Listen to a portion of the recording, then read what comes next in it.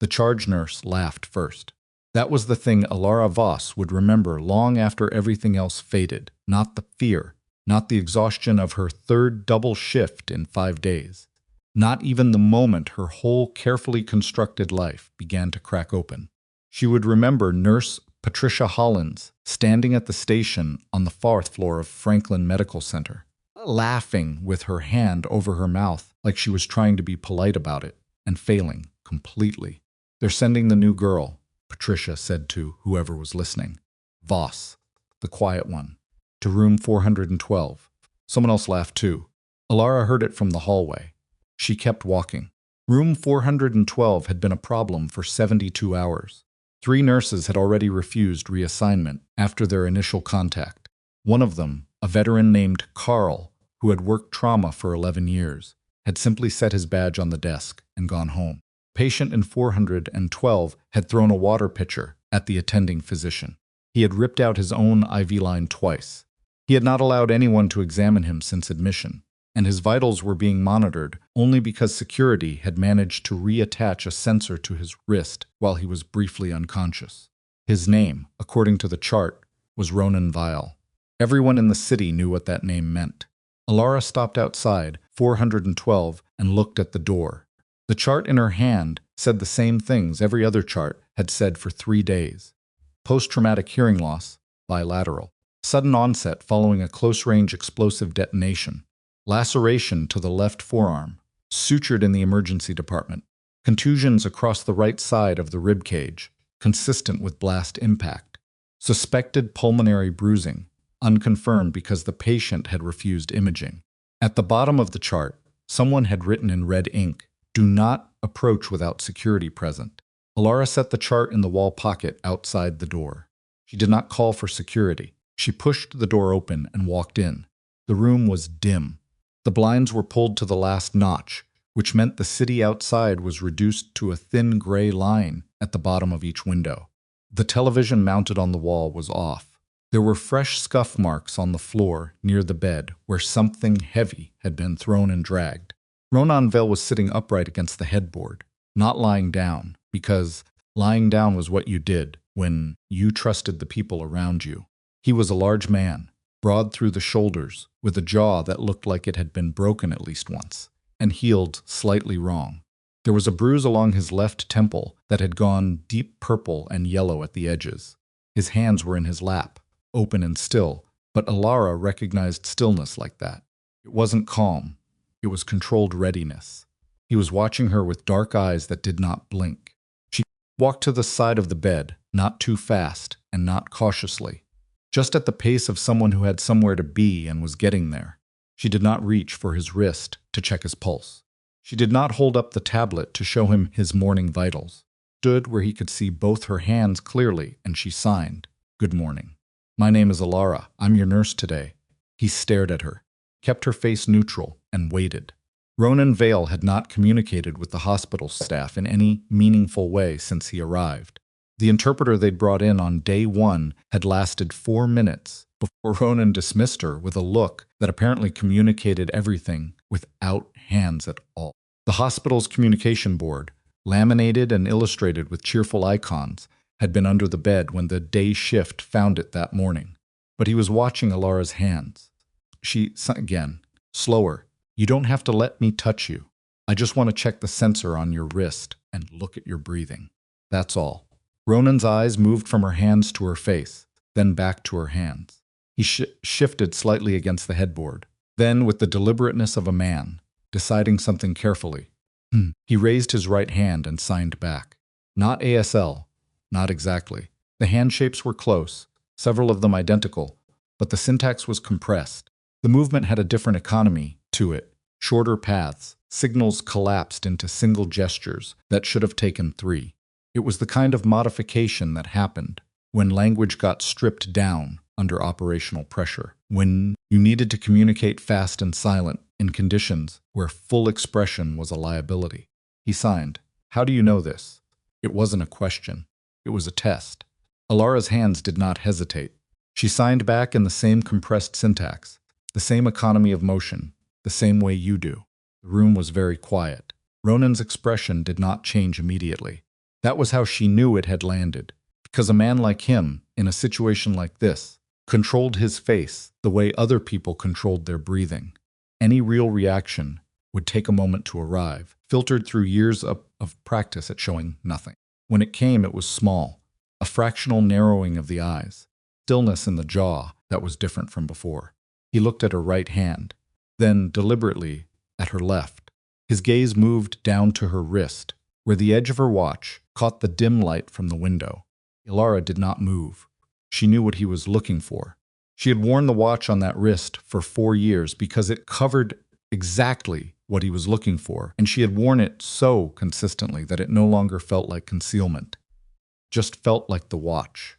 Ronan reached forward, slowly, the way you moved around someone you were trying not to startle, or someone you needed to believe you were trying not to startle, and his fingers touched the edge of the watch band. She let him. He pushed the band up 1/4 of an inch. It was enough. The pale line of the scar was thin and old, and almost invisible against her skin, the kind of mark left by something that had been sutured cleanly and had healed over a long time ago. Ronan looked at it for 3 seconds. Then he looked up at her face. His hands moved. One word. No hesitation.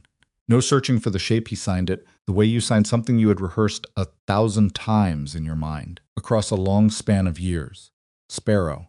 Ilara's chest did not move visibly. Her expression did not change. Something behind her eyes went very still. The kind of stillness that happened when a thing you had buried came back up through the ground and stood in front of you in a hospital room in the gray morning light. She signed back, "That person is dead." Ronan Vale looked at her for a long time. Then, for the first time since he had arrived at Franklin Medical Center, the corners of his mouth moved. Not a smile. A something older and more complicated than a smile. He signed, "I know. I was at the funeral." She had 40 minutes before the charge nurse would notice. She hadn't checked in from the room. She used them. Ronan's oxygen saturation was reading at 93% on the sensor, which was low enough to not low enough to trigger an automatic alarm on a patient whose baseline the system had registered as borderline since admission. Ilara watched his breathing for 2 minutes without touching him. She counted the rate, clocked the depth, noted the way his right shoulder rose, slightly more than his left on. Each inhale a compensation pattern. Something on the left side was not expanding the way it should. She signed, "I need to listen to your lungs." He signed back, "No." She signed, "Something is wrong on your left side." He signed, "I know." She signed, "How long?" He signed, "Since yesterday morning." She kept her face from showing what that meant. A day of unmonitored pulmonary restriction in a man with suspected blast-related bruising and no imaging on file. She pulled her stethoscope from her pocket. He watched her do it. Then he watched her set it on the bed between them, not reaching for him, just setting it there. She signed, "You decide." It was a long moment, long enough that she heard voices in the hallway outside, the morning shift change underway, someone laughing near the station again. Then Ronan Vale reached over and picked up the stethoscope. He held it out to her. Ilara placed the earpieces in and leaned forward, and he did not flinch when the chest piece touched him, which told her the pain had been going on long enough that he had already made a decision somewhere inside himself to endure it. That was the part that worried her more than the saturation numbers. She listened. Left lower lobe, almost nothing. A distant faint whisper where there should have been the full rush of air. The right side was compensating hard, and she could hear the strain in it, the extra work of a lung running alone. Stepped back. She did not let her expression do anything alarming. She signed, "There's a problem. I need to tell the doctor." He signed, "Which doctor?" She signed, "Vey. Dr. Adrian Vey. He's on your case." Something shifted in Ronan's face. Not fear, she did not think. Fear was a register he used very naturally. It was something colder. Recognition, maybe. Or calculation. He signed. She signed. "He's the attending." "I don't have authority to." He signed, not him. Ilara looked at him. She looked at the scar under her watch band. She looked at the window. Then she signed, "Tell me why." What Ronan Vale told her in the next 20 minutes, in clipped abbreviated signs, stripped down to their essential information, was not a full story. It was more like a map with some roads missing. He gave her the shape of it. He had come to Franklin Medical Center, not because it was the nearest hospital after the blast, but because someone in his organization had told him it was the safest. He had something with him, he did not specify what. And she did not ask that certain people wanted badly enough to arrange an explosion to retrieve it. The explosion had been meant to incapacitate him. It had also been meant to create enough chaos that a retrieval could happen in the immediate aftermath. It had not worked because Ronan Vale had been planning for it for longer than whoever arranged it had realized. He had come to the hospital with the thing hidden and his hearing gone, and 3 cracked ribs and a lung that was slowly losing ground. He had spent 72 hours refusing treatment because he did not trust anyone's inside the building. Laura signed. "Why are you telling me this?" He signed. "Because you already know most of it." She signed, "I don't know anything. I'm a nurse." He signed. "Sparrow wasn't a nurse." She signed, "Sparrow is dead, I told you." He looked at her steadily. Then he signed, "She died on a Tuesday. It rained. Someone put white flowers on a grave that didn't have a body in it. I stood there for a long time trying to decide whether to believe it." Alara said nothing. She signed nothing. She stood with her hands at her sides. He signed, "I decided not to." She should have left the room. She knew she should have left the room. Gone back to the station. Flagged Vey. Escalated the pulmonary issue through proper channels and let the institution handle it. Let someone else make the call. That was the right move. That was the only move that kept her identity intact and her life in the shape she had built for it, across 4 years of very deliberate, very careful, very quiet work. She signed, "What did you bring with you?" He met her eyes. Then he signed, "Everything they need to burn." Doctor. Adrian Vey was 44 years old, had trained at a program that considered itself the best in the country, and operated with the specific confidence of a man who had never once been wrong in a way that anyone of consequence had pointed out to him. He was not a cruel person exactly, but he was the kind of person who could make cruelty look like protocol, and who was good enough at it that most people could not name what he had done until an hour after they had left the room. He arrived in the doorway of room 412 at 9:47, summoned by Alara's note, which had been written in measured clinical language that communicated the urgency through the precision of its phrasing, rather than through any word that would let someone claim she was being alarmist. He read the note outside. He looked at the room number. He came in. He did not look at Ronan. He looked at Alara. "You're the new one," he said. Alara Voss. "Yes, you pulled his chart without..." His saturation has been at 93 for over 18 hours. His breath sounds on the left are significantly reduced. He presented with suspected pulmonary contusion and hasn't had imaging in 3 days. Vey's expression did something that was not quite a reaction. He refused imaging. He's indicating that he's in pain when he breathes, and that it's getting worse. Vey turned toward the bed for the first time. Ronan was watching him the way a man watches something he has already assessed and discarded. "Mr. Vale," Vey said loudly, the way people spoke to patients with hearing loss, when they hadn't taken 3 seconds to understand what kind of hearing loss it was. "I'm going to need you to cooperate with the examination." Ronan did not respond. "He can't hear you," Alara said. "He has sensorineural loss from the blast. He reads lips in good light and communicates through sign." "Right." Vey did not adjust anything about the way he was standing, or the volume of his voice. "His behavior on this ward has been aggressive and non-compliant. Given the pattern, I think what we're looking at is anxiety-driven somatic complaint. The saturation dip is within parameters. 93 is not within parameters for someone with suspected. I'm going to order a mild sedative for the anxiety, and we'll reassess." "No." Alara said at once, clearly not loudly. Vey turned back to her. The room was very quiet. "Excuse me," he said. Alara held the chart. She had already done the math in her head twice, and it came out the same way both times.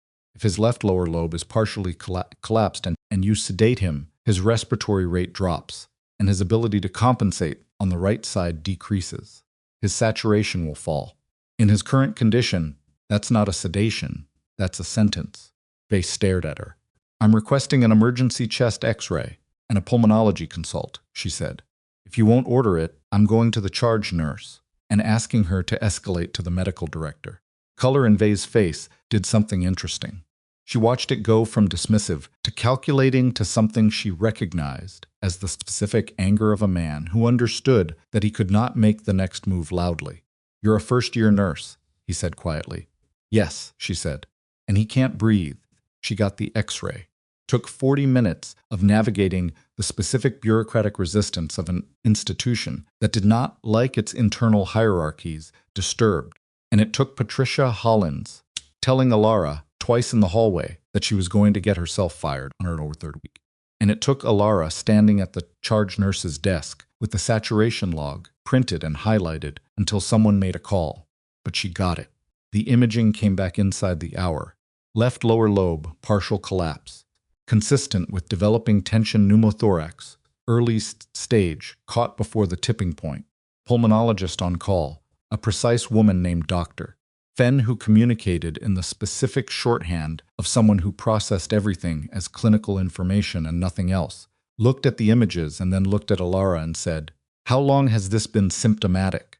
"At least a day. Probably longer." "He refused imaging for 3 days?" "Yes." Dr. Fenn was quiet for a moment. "If this had progressed another 6 to 12 hours without intervention, we'd be looking at a full tension pneumo. That's a cardiac arrest scenario." Alara said nothing. "Good catch," Dr. Fenn said, and went to talk to the pulmonology team. In the hallway outside 412, Patricia Hollins found Alara leaning against the wall. "How?" Patricia said. "How did you get him to let you in there?" Alara thought about it. She said, "I just walked in." Patricia looked at her for a moment. "Carl worked trauma for 11 years. I know. He went home." "I know." Patricia shook her head. She looked at the door. She looked back at Alara. "You're either very brave or very stupid," she said. "Probably both," Alara said. The procedure to address the partial collapse was not complicated, but it required consent. And getting consent from Ronan Vale required explaining the situation to him in a language and a register that made the stakes clear without making him feel managed. Alara did it herself. She sat beside the bed and signed it to him, straight what was happening, what would happen if they did nothing, what the procedure involved, what recovery looked like. He listened. He watched her hands. He asked 2 questions, both precise and practical, the questions of someone who processed risk as information rather than as emotion. Then he signed, "Will you be there?" She signed, "Yes." He signed, then "Yes." The procedure went smoothly, Doctor. Fenn was efficient and controlled, and spoke to Ronan through Alara throughout, which meant the room ran at a different pace than hospital rooms usually ran. Slower and more deliberate, and with the specific quality of a place where communication was being taken seriously. Ronan did not flinch once during the procedure, which was its own kind of information. When it was done, and Fenn had stepped out, and the room had settled back into its dim quiet, Ronan's saturation was climbing back toward normal. Alara watched the monitor. 94, 95, 96. She looked at him. He was watching her. He had been watching her, she realized, since the moment she walked in that morning. The way you watch something you had been waiting for a long time, and were still not certain was real. He signed. "Why did you come back?" She signed, "I didn't come back. I was already here." He signed. Same thing. She did not answer that. He signs. "They're going to come for it. Whatever's in this building. They know I have it, and they know I'm not leaving. And eventually someone here is going to realize that the easiest solution is to let it happen." She signed. "How many people know you're here?" He signed, "Too many. The wrong ones." She signed, "What did you bring?" He looked at her for a long moment. Then he reached under the mattress, not where anyone would check first, but not deep enough to be invisible if someone looked. And he pulled out a small black drive, thick as a thumb, sealed in what appeared to be a heat-resistant medical evidence bag. He set it on the bed between them. He signed 12 years, 47 names, account numbers, transaction records, communication logs, everyone who ever took a payment to look away, officials, physicians, men who run clean businesses in the morning and something else at night. Alara looked at the drive. She looked at the wall. She looked at her hands. He signed, "I need it to survive long enough to get to someone who can't be bought." She signed, "And you think that's me?" He signed, "I think you're the only one in this building who already knows what it costs to make that kind of choice." Outside in the hallway, she could hear the normal sounds of the ward. Carts, voices, the elevator chiming. All of it utterly ordinary. She looked at Ronan Vale, sitting against the headboard with a lung that was finally starting to open up, holding the thing that could enmity, holding the thing that could bring down everything and everyone who had built their comfort on someone else's suffering. And she thought about the grave with the white flowers, and that wasn't in it. And she thought about the 4 years she had spent becoming someone quiet. She had been very good at quiet. She signed, "Keep it where you have it. Don't tell anyone else. Don't let anyone see it." He signed, "And you." She stood up, she straightened her scrubs. She picked up the chart. She signed, "I'm your nurse. That's all I am." She went to the door. Behind her, she heard nothing, because he couldn't make a sound she could hold against him. Felt his eyes on her back all the way out. And for the first time in 4 years, Alara Voss felt the particular weight of being exactly who she actually was. It was heavier than she remembered. The drive stayed under the mattress. Alara knew because she checked twice, in the way a nurse checks things that are not on her list. A glance that looks like adjusting the pillow, a hand that looks like smoothing the sheet. Both times it was there. Both times Ronan was watching her do it and saying nothing about it, which was either trust or a test she hadn't passed yet. She went about her morning. Meds vitals. The ward's particular rhythm of small catastrophes and smaller recoveries. Changed a dressing on the man in 408 who kept picking at it. She talked down a family in the waiting area who had been there since the previous night and had reached the phase of grief that looks like anger at everyone, still standing. She charted. She drank half a cup of coffee that had gone cold before she remembered it existed. She did not go back to 412 for 2 hours. When she did, the first thing she noticed was the door was 3 inches more open than she had left it. She pushed it the rest of the way and walked in. Ronan was in the same position against the headboards, but his jaw was set differently than it had been that morning. Tighter. The kind of tight that meant something had happened while she was gone. On the monitor, his heart rate was up not dramatically. Not enough to trigger an alert, but up. 79 when it had been 66. She signed what happened. He looked at the door behind her. She turned. The hallway was ordinary. An orderly pushing a linen cart. A visitor reading his phone. The elevator at the far end cycling through its doors. Turned back, signed again. "Tell me." He signed. "Someone came in while you were gone. Maintenance. Said he needed to check the HVAC intake." She signed and he signed. "The intake is on the other side of the room." He checked it for 40 seconds and spent 3 minutes near the window. She signed. Did he see? He signed no. But he was looking. Alara stood still for a moment. She thought about the particular way a maintenance worker moved through a hospital room, efficiently. Head down, familiar with the space. She thought about the man she hadn't noticed in the hallway, because he was dressed to be unnoticed. She signed. "Did you call anyone?" He signed. "Who would I call?" She signed. "Your people." His expression did something complicated. He signed. "My people are why I'm here." She filed that away. She went to the window and looked at it without touching it.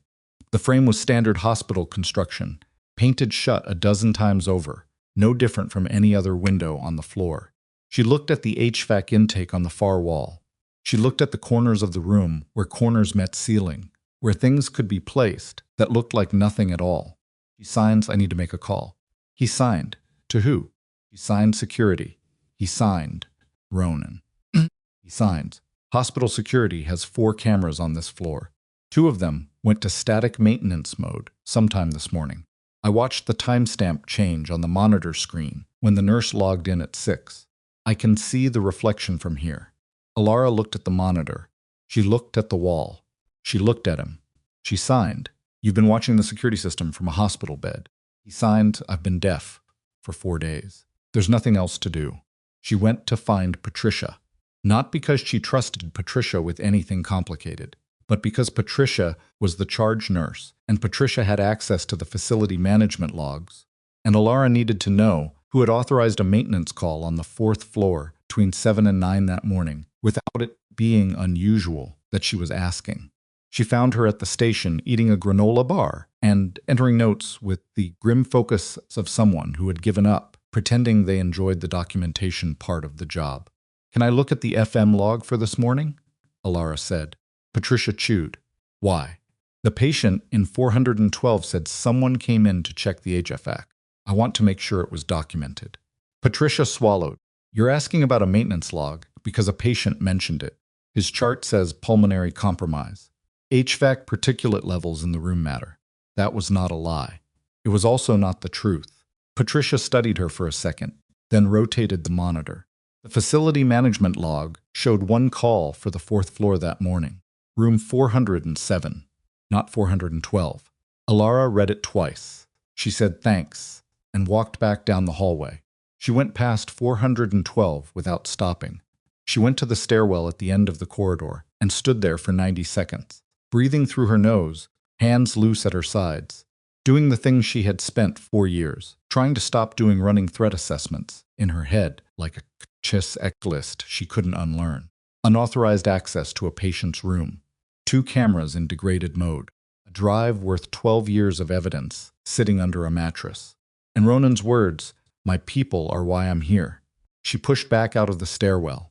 Dr. Vey was in the hallway outside 406 when she found him talking to a younger resident about something that appeared to be about golf, from the way his hands moved. He saw Alara coming, and his expression did the particular thing it had been doing since their confrontation that morning, a tightening across the brow that was not quite hostility and not quite respect, but was aware of her in a way that had not been there before. She said, "Can I have 2 minutes?" he said. "I'm in the middle of 2 minutes." He told the resident something, and the resident left. They turned. "His status is improving," she said. "The pulmonology team is satisfied with where his numbers are. But I'm concerned about activity near his room that isn't charted, and I'm asking if you know anything about a protocol that would put maintenance staff on the floor without a log entry." Vey blinked. "That's not a nursing concern. Someone entered his room this morning without documentation. In a patient with his history, that's a security concern. His history meaning his criminal record. His history meaning blast trauma and an active case that hasn't been resolved." Vey looked at her for a moment. Something moved behind his eyes that she couldn't read from the surface, and she had been reading people's surfaces for a long time. He said, "I'll make a note to facilities. I'd rather it went to the medical director. Voss." He said her name the way you said a word you were deciding whether to bother pronouncing. "You're 3 weeks into your first posting. You got lucky this morning with a call that happened to be right. Do not mistake that for a pattern," she said. "Someone got into his room without authorization. Whether the patient is a criminal or a school teacher, that's a breach." He looked at her. His jaw moved once. Then he said, "I'll look into it," and turned and went back down the hallway. She watched him go. She had been watching exits her whole career, not the physical kind, but the kind people made from conversations when they had somewhere to be that they didn't want. Vey's exit was too smooth. At noon, Alara ate a protein bar in the medication room and thought about black currant. She hadn't let herself think about it in 4 years. She had built the 4 years specifically to avoid it, the new name, the nursing degree, the ordinary ward, the quiet apartment with 2 plants and a deadbolt she changed every 6 months. She had constructed a life that had no surface for that memory to grip. Ronan's hands had given it a grip. Black currant had been a joint operation, interdepartmental in the sense that nobody admitted to which departments were involved. The objective had been to infiltrate a financial network that was funding 3 different ongoing criminal enterprises across 2 states. Alara had gone in as a medical support operative, embedded with a team of 4. The mission had lasted 19 months. Ronan Vale had not been the target. He had been adjacent a power structure that the network used as insulation, kept at arm's length so that anything going wrong would stop at him before it reached the men the mission was actually designed to reach. The irony of black currant, the thing that nobody who planned it ever said out loud, was that Ronan Vale was probably the least corrupt entity in the room. He was violent. He operated outside every law that existed. He controlled territory through the specific threat of consequences that everyone around him could see had been carried out before. But he was not dirty the way the men above him were dirty. He didn't buy politicians. He didn't move product through pediatric pharmaceutical channels. He didn't traffic information about protected witnesses to people who could use it to make protected witnesses disappear. Alara had learned that in month 6, She had been 17 months from the end of the mission when the operation collapsed from the inside. Someone had sold the team's position. She had gotten Ronan out of a building that was 30 seconds from coming down. She had done it because he was the only leverage they had left at that point, and because some part of her that she couldn't document or justify had already decided he was not the man they'd been told he was. Then the building came down anyway. When she surfaced 4 days later, she had been told the mission was burned, the team was compromised, and her identity had been flagged. The only option was the exit protocol. She had taken it. 4 years later, Ronan Vale was in room 412 with 12 years of evidence under his mattress, and someone in the hospital who had put a man in his room without a log entry, and Alara was standing in the medication room, eating a protein bar, trying to remember how to be a person who didn't do this kind of math. She finished the bar. She washed her hands. She went back to work. 2 in the afternoon, the man came back. She didn't see him until she came out of 409, and he was already at the end of the corridor, near the exit to the stairwell, close enough to 412 to have just come from it or to be about to go in. He was wearing maintenance gray, which was not itself unusual. Maintenance gray was a uniform that moved through hospitals the way background noise moved, present everywhere and noticed nowhere. But she knew his walk. Not because she had seen him before, but because she recognized the particular distribution of weight when a person was carrying something they were trying not to carry, obviously. His left side was fractionally lower. His jacket hung wrong near the right hip. She turned before he saw her and went back into 409 and stood by the door and counted to 8. At 8 she looked out. He was gone. She went to 412. Ronan was out of bed. He was standing with one hand on the IV pole for balance. Because his ribs were still fractured and standing without support pulled at the injury in ways that were visible on his face. His other hand was at his side, and he was watching the door with an expression she had last seen on him, 19 into black currant. She closed the door behind her. She signed. He came back. He signed, I know, I moved it. She signed. Where he shook his head was smart. If she didn't know, she couldn't confirm it to anyone who asked in a way that would hold up. She signed, you need to get back in bed. He signed, I need to get out of this building. She signed, you have a partially resolved tension pneumo and 3 fractured ribs. Getting out of this building is a death sentence in a different zip code. He signed, staying here might be the same thing. She didn't answer that, because she was not in a position to tell him he was wrong. She signs, give me until tonight.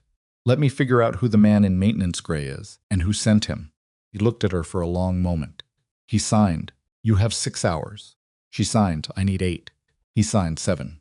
And you sleep. You've been on since 5 this morning. She stared at him. He had noticed. In the middle of everything he was managing, he had noticed that. She signed, don't let anyone in. He signed, I haven't let anyone in for 3 days. She signed, you let me in. He held her gaze. He signed, yes. I did. She went out. It took her 40 minutes to find the name. The maintenance contractor system ran through a third-party platform that was accessible from the nurse's station terminal. If you knew which subdirectory to navigate to and had a reason to be there that sounded cleaner than the real reason. She used the HFake particulate concern she'd already floated to Patricia, which gave her a legitimate paper trail for pulling the room assignment log. The man assigned to 407 that morning was named Greer. He had a badge photo, a contractor ID, and a hire date of 8 months ago. The man she had seen in the hallway was not Greer. Greer was 53, heavyset, a face like a topographic map of a life that had not been easy. The man she had seen was somewhere in his late 30s, lean in the way that was the result of deliberate effort rather than circumstance. And his face, the brief angle she had caught of it, was the face of a person who had not been hired to fix HVAC systems. She pulled the access card log for the floor. It took her longer than it should have because the log interface was bureaucratically committed to being as unhelpful as possible, and because she had to stay at the terminal for no longer than was natural without it, looking like she was doing what she was doing. The access card log showed something that made her set down the pen in her hand. 6 badge entries on the 4th floor between 10 and 2. 5 were nursing staff. One was an access code registered to the hospital administrator's office, a code that was used for infrastructure checks and should have generated an automatic log entry in the FM system. It had not generated an entry. The timestamp on the access code, the timestamp on the access the window when the man in maintenance gray had been near room 412. She looked at the name attached to the administrator's access code. She looked at it again to make sure she was reading it correctly. Code was registered to Thomas Holden, Associate Director of Facilities and Administrative Compliance. She had seen Holden twice since starting at Franklin Medical Center. He wore good shoes and bad ties, and operated with the specific self-satisfaction of a man who had never been asked to justify himself to someone he considered his equal. She thought about Vei's exit from the conversation that morning. Too smooth. She thought about 2 cameras in degraded mode. She thought about Ronan's hand signing, "My people are why I'm here." Closed the terminal. She sat for 30 seconds with her hands flat on the desk and her breath steady and the noise of the ward around her, all of it completely ordinary, all of it completely unreliable. Then Patricia walked up behind her and said, "There's someone here asking about the patient in 412. Alara turned. "He says he's a police captain," Patricia said. "He's been here about 10 minutes. He asked for the charge nurse, and then he asked if there was a nurse named Alara Voss on the floor." Alara's hands were still on the desk. She did not move them. "What's his name?" she said. Patricia looked at the card she was holding. Ward. Darius Ward. The fluorescent light above the station hummed. The elevator chimed. Someone down the hall called out a room number. Ilara stood up. She had 7 years on Darius Ward. She had run 2 operations beside him, and a third one that he had only known about in outline. She had trusted him the way you trusted someone, when the alternative was not trusting anyone at all, which was not the same as trusting someone, and she had known it at the time. She knew one other thing about Darius Ward. He had been the one who told her that the exit protocol was the only option. He had been the one who said her identity was flagged. He had been the one who planned the funeral. Alara stood at the nurse's station with her hands at her sides and felt the last 4 years arrange themselves differently in her memory, like furniture that had always been in the wrong place and had just been moved to show the marks it had left on the floor. She said to Patricia, "Tell him I'll be right out." Patricia went. Alara looked down the hallway toward room 412. 7 hours. She had promised Ronan 7 hours. She had made it 5, and already the walls of this building were closing in from every direction at once. And the one person who might be able to tell her which direction to run was also the person she was most afraid to trust. She straightened her scrubs. She picked up the chart she didn't need. She walked toward the waiting area where Darius Ward was standing, with his captain's badge and his careful eyes and whatever he had come here to do that he hadn't done yet. She had made it exactly 11 steps when she heard the sound flat, sharp, and distinctly wrong for a hospital hallway. Behind her, 4th floor, the direction of room 412. She turned and ran. She hit the door of 412 at a run, and it swung hard into the wall. The room was wrong immediately. The light was different. The window blind had been knocked at an angle, letting in a diagonal slash of afternoon that cut across the floor and showed everything in it too clearly. The IV pole was on its side. The monitor arm had been shoved hard enough to leave a black streak on the wall where the plastic housing had scraped. Ronan was on his feet in the far corner, which was the worst position for his ribs, and the best position for having both the door and the window in his line of sight at the same time. His right forearm was bleeding through the sleeve of the hospital gown, not the original laceration, something new. He was breathing hard through his nose, jaw locked, eyes already on her when she came through the door. On the floor between the bed and the window, a man in maintenance gray was not moving. Allura closed the door behind her. She did not look at the man on the floor for more than a second, because looking at him too long was not going to help anything right now. She looked at Ronan. She signed, how bad? He signed arm. Shallow. He had a blade. She signed the drive. He signed still here. She signed he didn't get it. He signed. He wasn't looking for it. He was looking for me. That landed differently than she expected. Not a retrieval. An elimination. Someone had decided the evidence was less valuable than the silence that came from removing the man who carried it. She crossed to Ronan and took his arm without asking. He let her. The cut was 4 inches along the outer forearm, clean-edged, not deep enough to have hit anything structural, but deep enough to need pressure and eventually stitches. She pulled a cloth from her pocket. She always had something in her pocket. Occupational reflex, and pressed it against the wound. He didn't flinch. He was watching the door. She signed with her free hand. We have maybe 3 minutes before someone comes to check on the noise. He signed. Less. I hit him into the monitor arm. That sound carried. She looked at the man on the floor. He was breathing. She could see the rise and fall unconscious but alive. No badge. No ID visible. The maintenance uniform was the right shade and the right cut, but the stitching in the pocket was different from the contractor's uniform she'd been looking at all day. Off-brand. Close enough to pass at a distance. She signed. There's a police captain in the waiting area. Darius Ward. Something crossed Ronan's face. Not surprise. The absence of surprise, which was its own information. She signed. You know that name. He signed. I know that name. She signed. How? He signed. He came to see me 6 weeks ago, before the explosion. He said he was building a case against my organization, and he wanted to offer a cooperation agreement. Alara's hand stopped moving. She stared at him. He signed. I told him no. 3 days later, someone detonated a device under my car. Cloth against his arm was going dark at the center.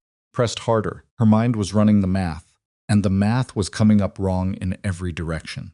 She signed. Ward told you he was building a case, and then someone tried to kill you. He signed. I don't think it's a coincidence. She signed. Ward is not. She stopped. Started again. He's not the kind of man. Who he signed. You trust him. She signed. I did. He signed. Past tense is a start.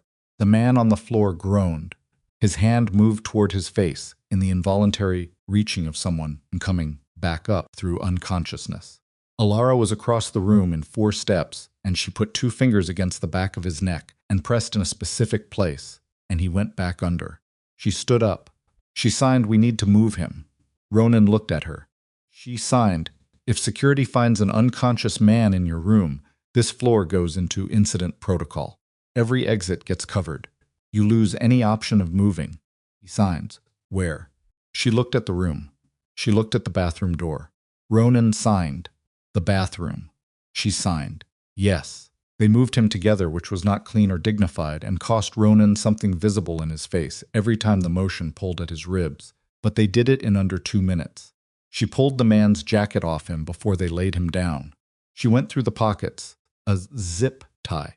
A syringe with the cap still on it. A phone with a cracked screen that was locked, but had a notification showing on the front a single line of text from a contact saved as a single letter. The letter was V. She stared at it. V for Vey. She pocketed the phone. She went back out into the room and signed to Ronan, Doctor. Vey sent him. Ronan's expression did not change. He signed. How sure. She showed him the phone through the screen without unlocking it. He looked at the notification. He looked at her. He signed. Vey and who else? She signed. Halden, the facilities administrator. His access code opened this corridor this morning without a log entry. Ronan was quiet for a moment, not the silence of processing new information, but the silence of a man confirming what he already suspected. He signed. There's a name on that drive. A physician, connected to 4 hospital systems across the state. He's been falsifying medical records for the network for 11 years. Death certificates, discharge documents, insurance claims used to launder money. She signed. Is that name Vey? He signed. The first name on the list is a man named Callum Reese.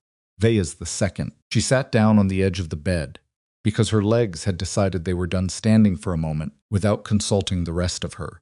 She pressed her hands flat on her thighs. She signed. Vey tried to sedate you this morning. If I hadn't pushed back. He signed. You did push back. She signed. Ronan. He tried to kill you with a sedation order while you were already in respiratory failure. And I almost let him because I was following protocol. He looked at her steadily. He signed. But you didn't. She signed. I got lucky. He signed. You got right. She stood back up because sitting down felt too much like giving in to something. She took the cloth away from his arm and looked at the wound. It needed stitches. She could close it with steri strips and a pressure dressing, which was not ideal. It was what was available without going back to the supply room. and explaining what she needed them for. She signed, "I'm going to close this as well as I can. You're going to have to hold still." He signed, "I'm aware of how stitches work." She said, "I'm not going to stitch it. I'm going to tape it, going to pull." He looked at her. He had heard her voice. She had forgotten, in the rhythm of signing, that he read lips, not perfectly, not everything, but enough when the light was right and the words were simple. He nodded. She worked. He held still. Out in the hallway, she could hear voices picking up in frequency, the small escalation of activity that meant something had drawn attention somewhere on the floor. Not here yet. Soon. When she finished, she stood back. The dressing was clean, the pressure even, the tape pulled tight across the wound edges. Not elegant, functional. He looked at his arm. He signed, "Good." She signed, "Don't move it more than you have to." He signed, "Noted." She signed, "I have to go deal with Ward." His hand stopped. He looked at her with the full attention of a man who had learned to read everything that wasn't being said. He signed, "What are you going to tell him?" She signed, "I don't know yet." He signed, "Elara." It was the first time he had used her name. Not Sparrow. Her name. She felt it land in the center of her chest. He signed, "If Ward is connected to this, if the exit protocol was designed to put you somewhere they could find you when they needed you, then walking out to him, without a plan, is the last mistake you'll make." She signed, "If I don't go out to him, he comes in here. And in here is where you are." He held her gaze. Then slowly, carefully, he signed, "Then be careful." She signed, "I'm always careful." He signed, "You ran into a room where you could hear a fight happening. That's not careful. That's something else." She picked up her chart from the floor where it had fallen in the first seconds. She straightened her scrubs. She looked at him one more time, and he looked back, standing in the corner of a dim hospital room with a taped-up arm and fractured ribs, and the patience of a man who had survived too many rooms like this to stop surviving now. She went out. Darius Ward was in the family waiting area at the end of the corridor, standing near the window with his arms crossed and his back to the approach, which meant either he wasn't worried about what was behind him, or he wanted her to think he wasn't. He was bigger than she remembered him, not heavier, just more present, the way some men became more solid as they got older, and others just became more tired. He heard her footsteps and turned before she spoke. He looked exactly the same. That was the unsettling part. She had changed everything about herself in 4 years, and he looked like he had changed nothing, like the time had passed around him without touching him. She did not know yet whether that was the composure of a clean conscience or the specific stillness of a man who had made his decisions a long time ago and was past second-guessing them. "Elara," he said. "Captain Ward," she said. His mouth did something that was almost a smile but stopped short. "That's how we're doing this. I'm on shift. I have 7 patients. What do you need?" He uncrossed his arms. He moved toward her a step and stepped back, because stepping back meant something she was not prepared to signal.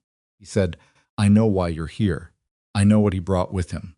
I need you to understand the situation before you make a decision you can't walk back from." She said, "I'm a nurse. I don't know what you're referring to." "Elara. My patient's name is Ronan Vale. He's recovering from blast injuries and a pulmonary complication. That's what I know." Ward looked at her for a long moment. His eyes were the same as she remembered, brown and quiet and capable of sitting on something for a very long time without moving. She had thought once that made him reliable. She was revising that. He said, "The drive he's carrying is not what he told you it is." She said nothing. "Whatever he said is on it. The names, the accounts, the transaction logs, that's real. That part is true. But there's context he didn't give you, because there's context he doesn't have." Ward paused. "There are names on that drive that are not dirty. There are people who were embedded in the network, for the same reason you were embedded in Blackcurrant, to dismantle it from the inside. If that drive goes to federal investigators without filtering, those people are exposed. Their covers burn. Some of them will not survive the exposure." She said, "How many?" He said, 3. She said, "Give me their names." He shook his head. "I can't do that here." "Then give me a reason to believe you." Ward was quiet for a moment. He looked at the window. He looked back at her, and she saw something in his face that she hadn't seen before. A fracture in the composure. something that looked a lot like a man carrying something heavier than he was designed to carry.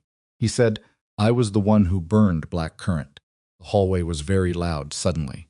All the ordinary sounds of it, carts, voices, a child somewhere crying pressing in from every direction. She said, "Say that again." He said, "I sold the team's position. Not to the network, to a competing intelligence unit that was running a parallel operation I wasn't cleared to know about. I thought I was protecting an asset. I was wrong. The building came down because of what I did." He stopped. "I have been trying to fix it for 4 years. The people embedded in Vale's network right now are the fix. The drive surfaces unfiltered, the fix dies with them." Alara stood very still. She was aware of her own breathing. Door to 412 at the far end of the corridor, closed and quiet. She said, "You told me my identity was flagged," he said. "It was. By the competing unit. They thought you were a liability."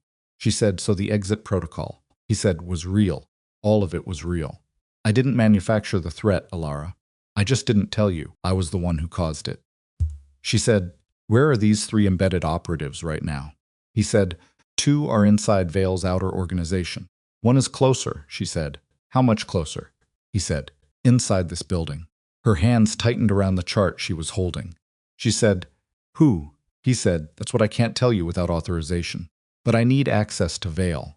I need to see the drive, and I need to give him a choice. Let us filter the relevant identities, or hold the drive until we can do it cleanly. If he goes to federal investigators with it the way it is, 3 people die for information they didn't corrupt." She said, "And if Ronan doesn't agree?" Ward's face was very still. He said, "Then I need the drive regardless." The hallway sound shifted. Something in the middle distance, a door, movement, something that changed the texture of the background noise. She said, "Give me 20 minutes. She turned.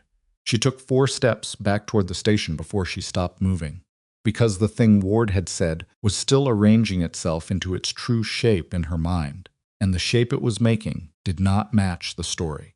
She turned back. She said, "You said the competing unit flagged my identity, and the exit protocol was real." He said, "Yes." She said, "Then why is my file still active?" He went very still. She said, "If I was exited 4 years ago, my operational file should have been sealed. But you knew I was here. You came here knowing my name and my posting and my shift.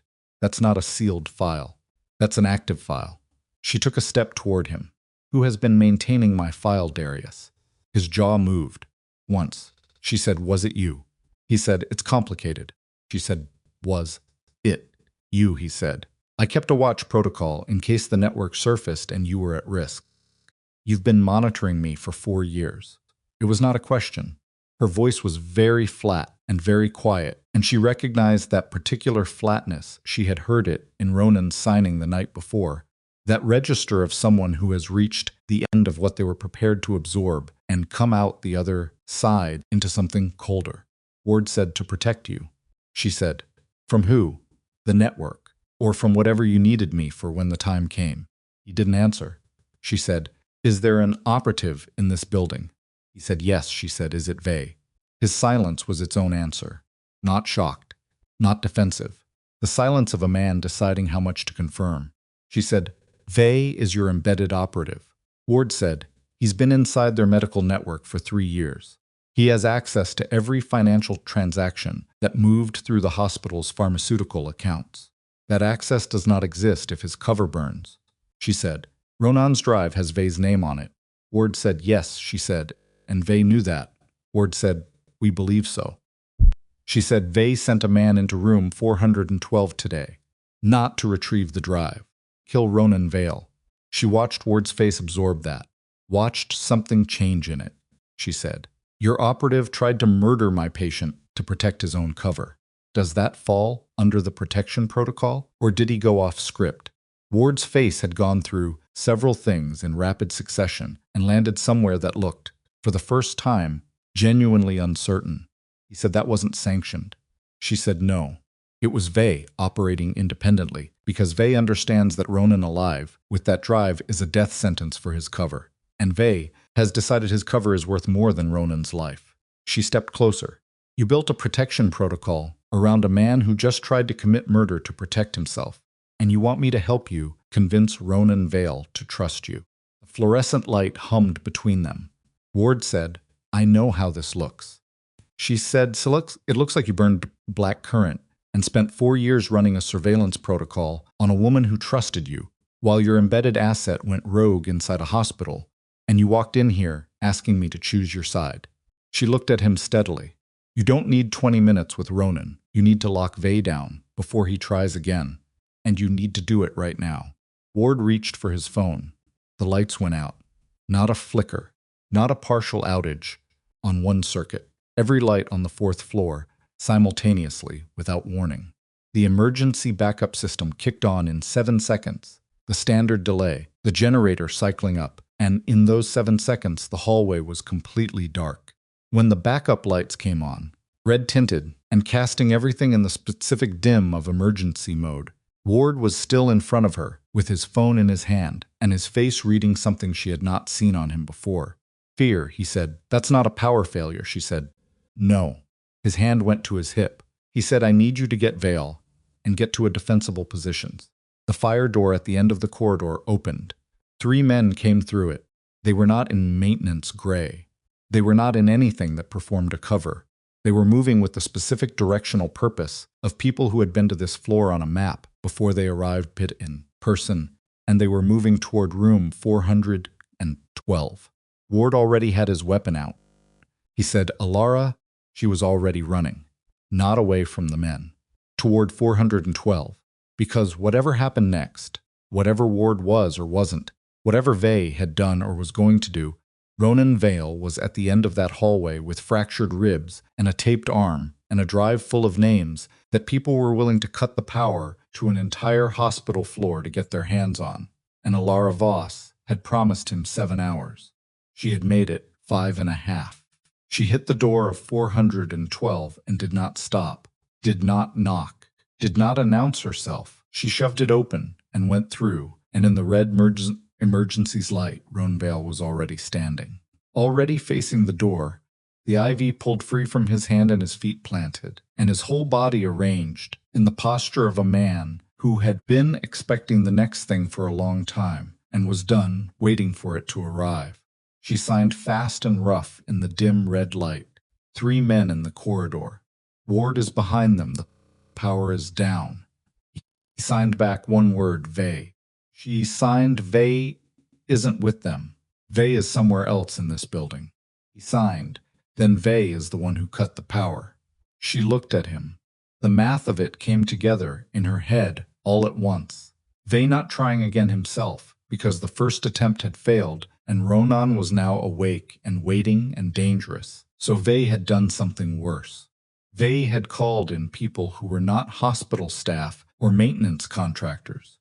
People who had no presence in this building to explain or protect, because when a man decided his cover was worth murdering, for he stopped thinking about what came after. Can't stay in this room. He signed, I know. She signed, your ribs, he signed, are already broken. Moving won't change that. She signed, where is the drive? He moved to the bed. He reached under the frame, not the mattress this time, a different location, a magnetic case she hadn't seen attached to the underside of the frame among the institutional hardware. He peeled it free. He held it out to her. She stared at it. He signed, you're faster than me right now. And smaller, and you know this building. She signed. He signed. Take it. In the hallway outside, she heard footsteps. Heavy and unhurried. The footsteps of men who had cut the power to a floor and were not worried about what was on the other side of the doors, because they had done their math before they arrived. She heard Ward's voice, distant, saying something sharp and authoritative that did not stop the footsteps. She heard a door open that was not this one, and she stood in a red-lit hospital room, with a drive in her hand that held 12 years of evidence, and 3 names that might be innocent and 44 that were not, with a man in front of her who had handed her the one thing he had left to protect. And she understood with the specific clarity of a moment that does not allow anything but the truth that Alara Voss, the quiet nurse who had built a quiet life on top of a buried one, was finished. Whatever she did next, she would not be doing it as Alara Voss. She put the drive in her bra. Not elegant, not the kind of thing you planned, but it was against her skin, and her skin was the safest place. She knew, and there was no time left for anything that required more than 3 seconds of thought. She signed to Ronan, bathroom. The man in there is still out. Stay behind him when the door opens. He signed. I'm not hiding in a bathroom. She signed, you're using him as cover and buying me 40 seconds. That's not hiding. That's tactics. He looked at her. Something shifted in his face, not agreement exactly, but the recognition of a woman who was not asking. He went to the bathroom. She went to the door. She cracked it 2 inches and put her eye to the gap. The red emergency lighting turned the corridor into something from a different kind of building, longer looking. The shadows wrong. Every surface flattened into the same dull crimson. She could see 2 of the 3 men from this angle. They had split one, moving toward the far end of the floor. One stationed near the fire door, and the third, the one she couldn't see, was the problem. Ward was visible near the nurse's station, weapon drawn, talking into his phone in the clipped cadence of someone relaying information to people who were not close enough to matter yet. His eyes swept the corridor and found the gap in the door, and he made a small motion with his left hand palm down hold position that she remembered from 2 operations and 3 years of working beside him. She did not hold position. She eased the door open and slipped out and went left, away from the visible man near the fire door, toward the medication room at the midpoint of the corridor. The floor was standard hospital linoleum, which should have been quiet under her sneakers, and was quiet, and she moved along the wall in the specific way that was not a crouch and not a full stand, quad stand, but somewhere between the way you moved when you needed speed and invisibility at the same time, and could only fully have one. She reached the medication room and went in. The room was dark except for the red backup light above the door. She knew this room by feel at this point. She had spent enough hours in it during night, shifts that her hands found the counter without needing her eyes. She pulled open the lower cabinet. She took out 2 things, a sealed 60-milliliter syringe and a 50-milliliter vial of saline, pocketed them. Then she heard the third man. He was on the other side of the medication room wall, in the supply corridor that ran behind it. She could hear him because the ventilation duct between the 2 spaces was thin and old and transmitted footsteps, the way a drum transmitted a strike. He was moving slowly. Looking, she went absolutely still. She counted his steps. 4, 5, 6. He was passing the midpoint of the supply corridor, which put him even with her position. She watched the medication room door. If he knew this floor's layout, he knew the supply corridor connected to the main hallway through a door near the station. Turned there, he would come out 12 feet from where Ward was standing. If he didn't know the layout, he would keep going and come out near the stairwell. 7 steps. 8. He kept going. She breathed. She gave him 10 more seconds, and then she moved back to the door and looked out into the corridor again. Ward had moved. He was now positioned near the alcove outside 410, which gave him sightlines to both ends of the floor and cover from the right angle. He saw hers immediately, and this time he crossed to her, fast and low, covering the distance in seconds. He put his back to the wall beside her and spoke quietly near her ear. There are 4 of them, not 3. The 4th came up the service elevator, while the first 3 took the stairs. She said, equally quiet, "Where's Vey? Not on this floor. His badge hasn't logged a swipe in 2 hours. He cut the power from somewhere. Facilities, sub-level. Security found the breaker panel interfered with. Vey has administrator access to the sub-level through Halden." She said Halden. Ward said Halden is in custody. He folded in about 4 minutes. A pause. Vey doesn't know that yet. She said, "What does Vey think is happening right now?" Ward said, "He thinks his people get the drive and Vale doesn't walk out." And then the power comes back on, and it looks like a patient died during a blackout from complications related to his injuries. She said, and Vay comes back on shift and writes the chart. Ward said, clean, documented, attributed to the pulmonary injury. She thought about that morning. Vay in the doorway, looking at Ronan without looking at him. Dacian order, dressed up as treatment for anxiety. The whole performance of a man who had already decided the outcome and was just managing the timing. She said, how many people does your backup team have? Ward 6, 12 minutes out. She said, we don't have 12 minutes. He looked at her. I know. She looked down the corridor at room 412. The door was still closed. She said, Ronan needs to move. They breached that room. He can't walk far, Alara. I know what his condition is. She said it without heat, just fact. There's a clean room at the end of the west corridor, 422. It was being prepped for a patient transfer that got delayed. It's empty. The bed's made, and it has a second entrance through the connecting bathroom to 421, which currently has a patient, which means the room is coded occupied in the system. Ward stared at her. She said, I've worked this floor for 3 weeks. I know where the empty rooms are, he said. If we move him and seal 412, they breach an empty room. That buys us 8 minutes, maybe 10. Your backup needs 12. Ward was quiet for exactly 2 seconds. Then he said, go. Getting Ronan from 412 to 422 was the hardest 4 minutes of the night. Not because of the distance. It was 40 feet of corridor and 2 turns. Because of what 40 feet of corridor meant for a man with 3 fractured ribs who had just been in a physical confrontation with an armed attacker and was now moving under red emergency lighting, while somewhere on the same floor, 4 men with a specific mandate were doing their own moving. She got him out of the bathroom first. The unconscious man on the floor had not woken, which was either luck or physiology, and she did not have time to assess which. She signed the route to Ronan in fast shorthand, and he absorbed it and nodded once. They went out together. She went ahead, 3 steps, checked the corridor.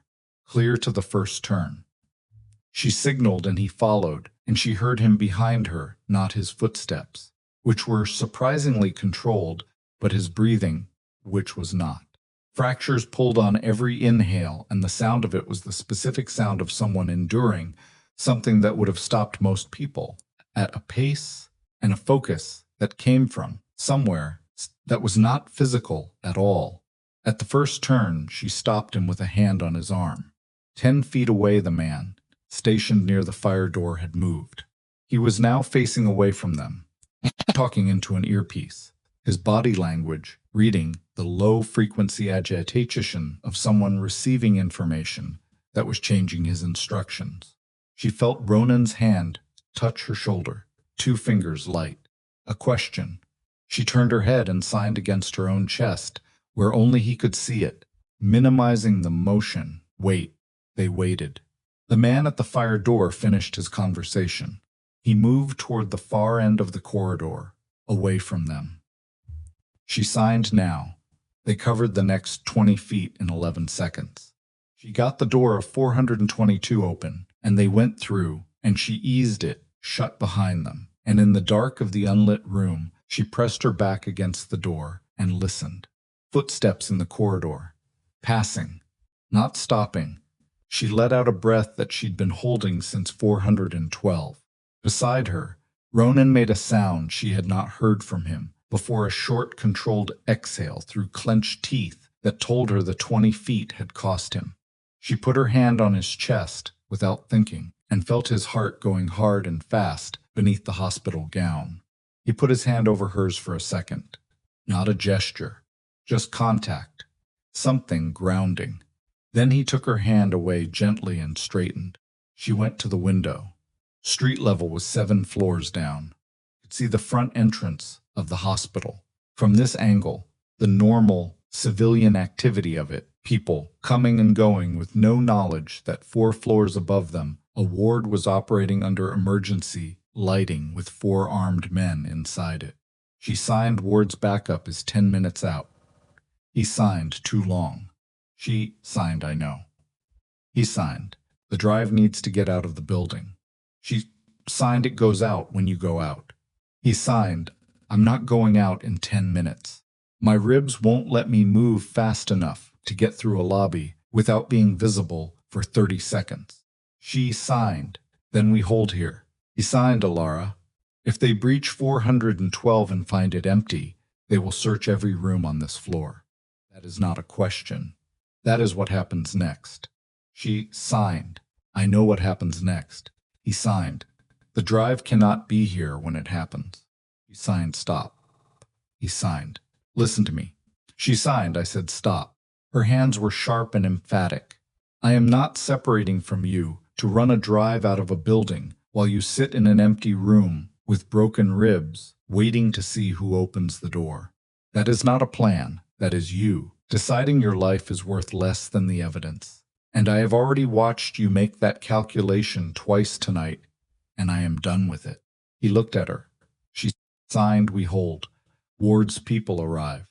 We walk out together or we don't walk out. He was quiet for a long moment.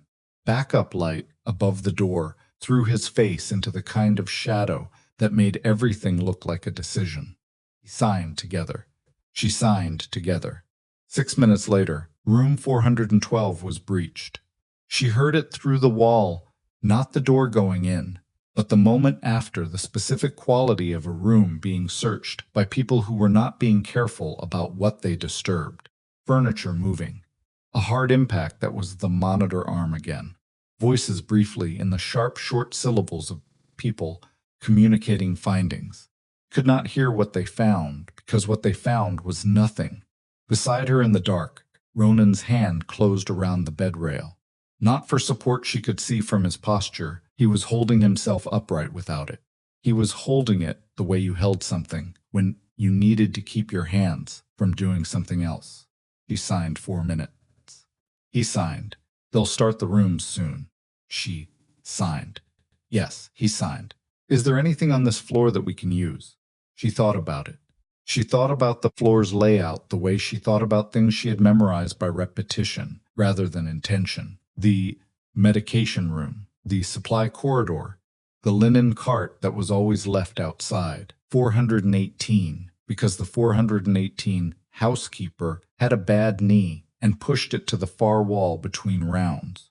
The emergency call panel at the midpoint of the west corridor that was tested every Tuesday and had a bypass switch that the facilities team used during testing so it didn't trigger the main alarm board. Stop, she signed. There's an emergency call panel in this corridor. If I trigger it without the bypass active, it sends a signal to the main security desk, the nursing supervisor, and the external monitoring service simultaneously. He signed, triggering it alerts them that something is wrong. She signed. Triggering it also requires security to physically respond to every room on the floor to clear it. Protocol. Every room. He looked at her. She signed. They can't have 4 armed men doing a room search if this floor suddenly has security personnel responding to every call panel on the corridor. They either pull out or they get seen. He signed. They pull out. She signed or they get seen. Either way, it changes the room. Thought for exactly 1 second. He signed. Do it. She crossed to the door. She opened it a crack. The corridor was empty. In this section, the 4 men were concentrated at the far end near 412's block. The call panel was 8 feet from her position, mounted between 422 and the supply corridor entrance. A white box with a red pull handle that she had walked past 40 times a shift without once planning to use it like this. She went out. 5 steps. 6. Her sneakers on the linoleum, the emergency lighting red and flat above her, the distant sound of a room being searched getting louder as she moved toward the panel. She grabbed the red handle and pulled. The alarm was not loud. That was always the thing that surprised people who hadn't worked in hospitals. The fact that the call panels weren't designed for sound but for signal. A low pulsing tone ran through the ceiling speakers, distinctly different from the fire alarm, and simultaneously every call light above every room door on the fourth floor lit up amber. From the far end of the corridor, she heard movement change. She went back into 422 and closed the door. Ronan was watching her. She signed. Done, he signed. How long before security responds? She signed. 3 minutes to the floor. One more for them to visually clear the corridor. He signed and wards people. She signed. 3 minutes out when I last checked. Could be 2 now. He signed. It's going to be close. She said, yes, out loud, not signing, because the dark and the adrenaline and the 4 minutes of listening to 412 being torn apart had stripped away the habit. Going to be close. He looked at her face. He had been reading her lips on and off all night, the light, sometimes enough and sometimes not. This time it was enough, he said, actually said, his voice rough from disuse and the specific roughness of a man who could not monitor his own volume since he couldn't hear it. You should have stayed at the station, she said. Probably. He said, you should have let Vay sedate me this morning. She said, no, that one I wouldn't have done. He almost smiled. It was the same incomplete, almost as the first time, something that stopped before it vanished. Habit of a man who had spent too long in rooms where smiling meant something had gone wrong for someone else. He said, Sparrow. She said, don't. He said, I'm not calling you that. I'm saying what she did, in Black Currant, getting me out of that building. Ronan. I never had a chance to tell her it mattered. The call panel tone pulsed through the ceiling above them. Somewhere at the far end of the floor, a door opened. Then another, she said. It mattered. He looked at her for a moment, with the full weight of 7 years, and a funeral with no body in it, and a drive full of names pressing down on the space between them. Then the connecting bathroom door to 421 opened. It opened inward, and a man came through it fast with a weapon up, and Alara was already moving, not away but sideways. The reflex of someone who had trained against this exact approach in a room this small, and her hand came up, and she hit the weapon arm at the wrist with the heel of her palm in the specific place that disrupted grip, and the weapon clattered across the floor.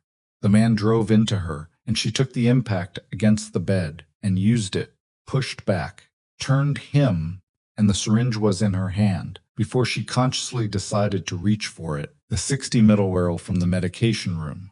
The plunger pulled back to fill it with air, capped, and now uncapped, as she drove it into the side of the man's neck, not as an injection, but as a pressure point strike, the hard plastic cylinder of the syringe body against the carotid angle. Stopped. Not because of the syringe, because of the voice behind him. Ronan's voice, rough and perfectly flat, and carrying the specific authority of a man who does not raise his voice to be believed. He said, the next 3 seconds belong to you. Choose them carefully. The man's eyes moved. He was calculating. She could feel his body doing the math of the room. 2 people, 1 injured, 1 with a syringe against his neck that might or might not be a real threat. A weapon on the floor, distance to the door.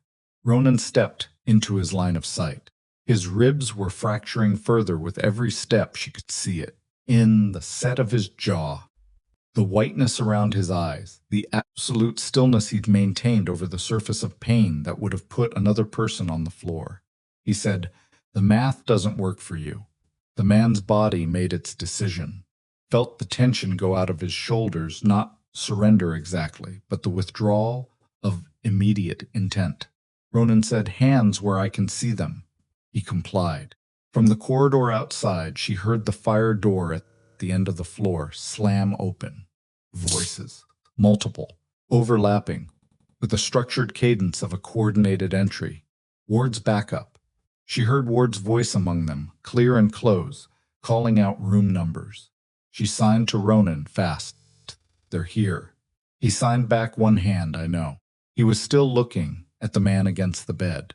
His face was the specific kind of exhausted that went past physical into something deeper, the exhaustion of a man who had been running a war inside himself for as long as the other kind and was tired in a way that sleep would not fix. She signed, "It's over."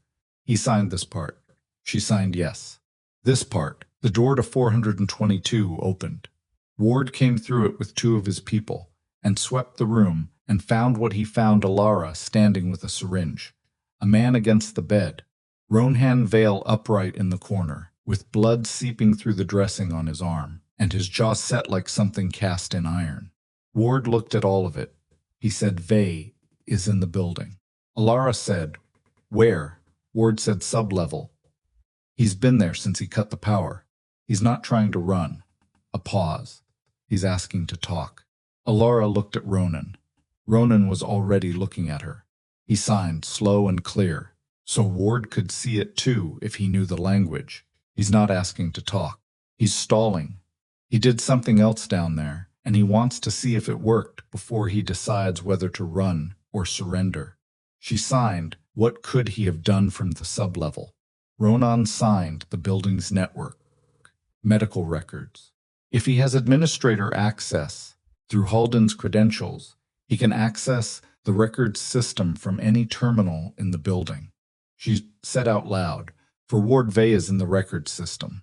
He's been down there long enough to alter documentation. If he changes the right files." Ward's phone was already at his ear. He said into it, "Lock the records system. Full freeze. Right now." He listened. His face did something that was not good. He said, "How long ago?" He listened again. He lowered the phone. He said, 40 minutes ago. Someone with Halden's credentials accessed the pharmaceutical authorization records and flagged 47 accounts for emergency audit transfer." He looked at Alara. "Flag initiates an automatic data wipe in those accounts." And he checked his phone 11 minutes. She said, "That's the financial trail on the drive." Ward said, "If those records wipe, the drive has names and numbers but no corresponding documentation in the hospital system. It weakens every prosecution by—" She looked at Ronan. She signed, "He's burning the corroborating records. The drive alone isn't enough." Ronan signed, "I know." His hands were absolutely steady. "Go," she said. "I need to get to a records terminal." Ward said, "Alara," she said, "you need to get Vay out of the sublevel, and you need a tech to freeze the system from the outside. I can freeze it from the inside in 4 minutes if I can get to the station terminal, and I know this floor's system better than anyone you brought with you." She was already moving toward the door. "Give me 4 minutes," Ward said. "The floor isn't clear." She said, "Then come with me." She was in the doorway. Behind her, she heard Ronan's voice, one more time, rough and low, and carrying in the red-lit quiet of the emptying floor. He said, "Alara." She turned. He was still in the corner of the room, still upright, still holding himself together by something that was not physical. He looked at her across the space of the room and the 7 years between them and everything that had been buried and everything that had come back up through the ground tonight, and he signed one thing. "Come back." She looked at him for 1 second. She went. She had 4 minutes and she used 3 of them. The nurse's station terminal was still live emergency mode bread, kept the clinical systems running on backup power even when the overhead lighting went to red. Because hospitals had learned the hard way that the 2 things you could not afford to lose in a crisis were patient monitoring and records access. Alara dropped into the chair, and her hands were on the keyboard before the screen finished waking up, and she navigated the records system the way she navigated the floor itself, by repetition and muscle memory, through the subdirectory structure she had learned, across 3 weeks of documentation shifts. Ward stood behind her. One of his people was at the corridor entrance. The floor was quieter now. The 4 men had been contained. 2 in custody near the fire door. 1 still unconscious in the bathroom of 412. 1 zip-tied to the linen cart outside 418, in what Alara privately thought was a fitting use of available resources. She found the pharmaceutical authorization directory. 47 accounts, flagged for emergency audit transfer. The flag was sitting in the system like a lit fuse, timestamp, showing 38 minutes elapsed of a 50-minute automated cycle. She said, "I need Holden's override credentials." Ward said, "I don't have them." She said, "Then get me someone who does. You have 2 minutes." He was on the phone before she finished the sentence. Kept her eyes on the screen.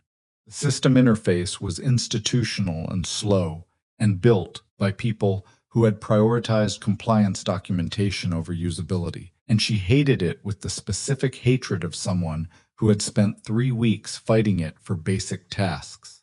She navigated to the audit transfer protocol. She looked at the structure of the flag. She looked at it for 10 seconds. Reading it the way you read something, you needed to fastener shaft and understanding, usually allowed. The flag was initiated through Holden's credentials, but the authorization chain required a secondary confirmation, a medical administrator's digital signature before the wipe executed. Without the secondary signature, the cycle would run to completion and then suspend, waiting for confirmation. She said, "Ward, who has medical administrator signing authority?" He lowered the phone. Holden, the medical director." She said, "Is the medical director in the building?" He said, "I don't." She said, "Find out. Right now." She watched the timestamp. 90 seconds. Ward talked to someone, kept her eyes on the screen. Behind her, she could hear the floor coming back, voices, movement, the specific controlled chaos of a scene being managed, which was different from the uncontrolled kind. In the same way, a breaking wave was different from open water. Ward said, "Medical director is on site." She was called in when the power went down. She said, "Get her to a terminal and have her decline the secondary authorization." The cycle suspends. The records are preserved. Ward said, "She doesn't know what. Tell her a system flag requires her signature, and she should not sign it until she's spoken to federal investigators. She's a medical director. She understands what do not sign means." Alara pushed back from the terminal. "Do it now." Ward did it. 60 seconds she stood. She looked at the timestamp. She looked at the hallway. Ward spoke into the phone. He listened. He said, "She's at the terminal." He listened again. He said, "She's declining." The timestamp hit 0. The system showed the cycle completion. Below it, secondary authorization declined. Cycle suspended. Records preserved. Alara let out a breath through her nose. Slow. Even. The kind of breath you took when you had been holding it so long you had forgotten you were doing it. Ward lowered his phone. He looked at her. He said, "The records are intact." She said, "I know."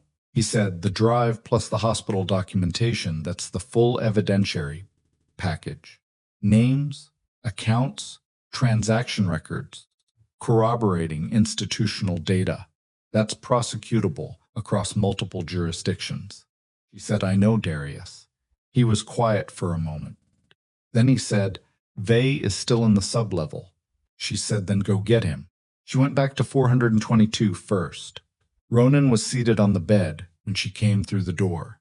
Not lying down, seated, upright, with his feet on the floor and his hands in his lap, and the particular posture of a man who had decided sitting was what his body needed without admitting that standing was no longer an option. The blood had soaked through the dressing on his arm again, not heavily but enough to see. She crossed to him and looked at the dressing. She said, "I need to redo this." He looked at her face. He said, "Rougher than before. Did it work?" She said, "The records are preserved.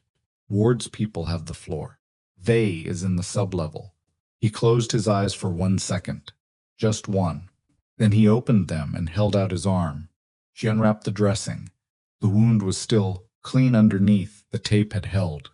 The edges had stayed together. The bleeding was from the exertion of the last hour, pulling at the closure. She worked in the red light, and her hands were steady, which surprised her, because the rest of her was not especially steady. He washed her hands. He said it froze records from the station terminal. She said, medical director declined the authorization. He said, your idea, she said. Ward made the call. He said, your idea, Alara. She smoothed the last piece of tape down. She said it was the obvious move. He said, people miss obvious moves when they're frightened. She looked up at him. She said, I was frightened. He said, I know. You still did it. She sat back. The dressing was done. The floor outside was filling with the sounds of resolution. More voices now. Official ones. The particular cadence of law enforcement managing a scene which had its own rhythm entirely distinct from crisis. Said Vey, he was Ward's asset. Ronan said yes. She said, did you know? When you came here. Did you know? Vey was connected to your network. Ronan was quiet for a moment. The kind of quiet that was not evasion, but was the pause of a man choosing precision over speed. He said, I knew there was a physician. I didn't know which one until I'd been here long enough to watch how the floor ran. Vey avoided my room on the first day. Physicians don't avoid rooms. They're indifferent to rooms. Avoidance means something. She said, you let them assign him to your case. He said, I needed to know what he would do. She said, he tried to kill you. He said, yes. That was informative. She stared at him. She said, you used yourself as bait. He said, I had limited options and a partially collapsed lung. Bait was available. She said, Ronan. He looked at her steadily. Worked. She stood up. She walked to the window. The street below was starting to show the first signs of what was happening. Fin above it didn't. Additional vehicles, a perimeter being established with the unhurried efficiency of agencies that had been called in and were now taking ownership of the scene. The ordinary people at the entrance were being redirected. A woman with a flower arrangement stood on the sidewalk looking confused. She said, Ward burned black currant. Ronan said, I suspected something like that. She turned, she said, you suspected. He said the operation collapsed from a very specific position. The team's location was sold to people who knew exactly what to do with it. That level of precision required inside knowledge and a particular kind of motivation, not money, because the people who had money to spend were not the ones who needed information that specific. It was someone managing competing interests, someone who thought they were making a controlled trade. She said, Ward thought he was protecting an asset. Ronan said, Ward thought he was smarter than the situation he was in. Common problem. A pause, I've had it myself. She said, he monitored me for 4 years. Ronan said, I know. She said, you know. He said, I knew within the first 6 months that someone was maintaining a watch protocol on your file. I didn't know it was Ward specifically. I knew it was someone who had access to operational records and a reason to keep you locatable. He met her eyes. I didn't know if it was protective or predatory. I've been trying to determine that for 4 years, she said. How? He said. By finding out who sent someone to make sure you were placed at this hospital. The room was very quiet. She said, what? He said, you're posting to Franklin Medical Center. 3rd week of employment. Was that a coincidence? She said, I applied. I interviewed, I was hired. He said, you were also steered. There was a recommendation made to the hiring committee from a source they considered credible.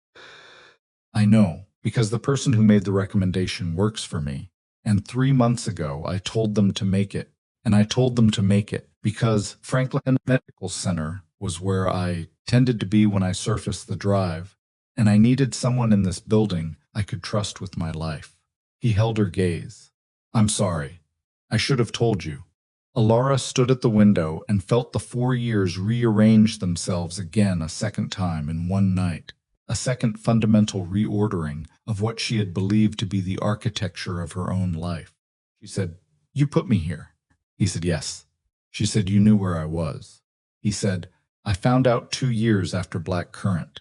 I didn't approach you. I watched to make sure you were safe, and I left you alone because I thought you had earned the right to be left alone. His voice was even, and unhurried, and carried the specific weight of a man who had made his decision a long time ago and was past the point of managing how it landed.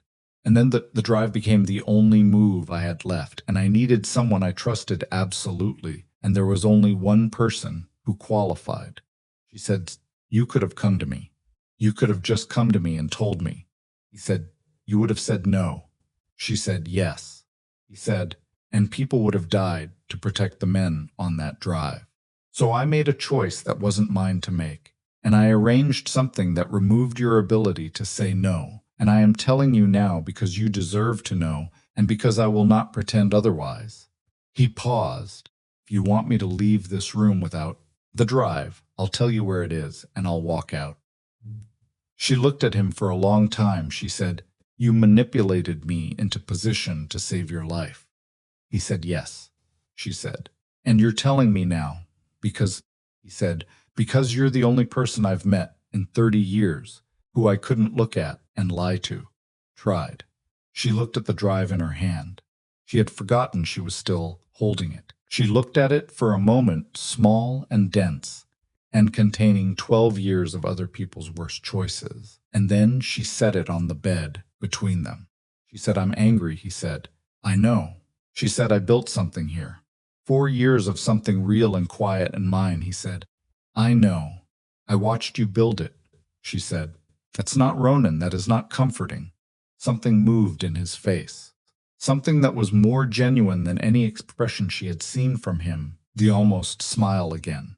But this time it finished, briefly, and it looked like a man who was surprised by his own face.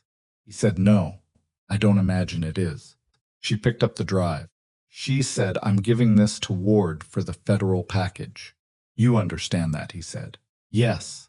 She said, "Your name is on it." He said, "Peripherally." She said, "Ronan." He said, "There are things I've done that are on that drive. I'm aware. I'm not asking you to protect me from them." She said, "What are you asking?" He said, "Nothing. I stopped asking for things a long time ago." He looked at his hands. "I'm telling you the truth because you're owed it. What you do with it is yours." Vey was brought up from the sublevel at 11:47. Laura saw him from the corridor as Ward's people walked him through.